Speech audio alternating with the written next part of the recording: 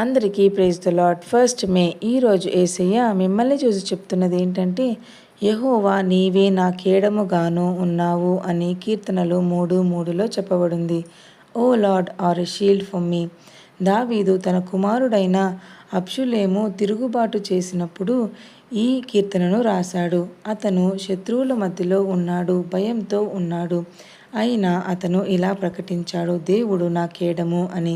కాబట్టి ప్రియమైన బిడ్డలారా, కష్ట సమయంలో దేవుడు మన రక్షణ, మన గౌరవం దేవుని చేతిలో ఉంది.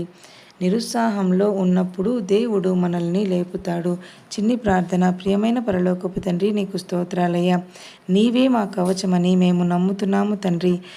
మా నిరుత్సాహంలో మమ్మల్ని లేపి ధైర్యపరచుము తండ్రి.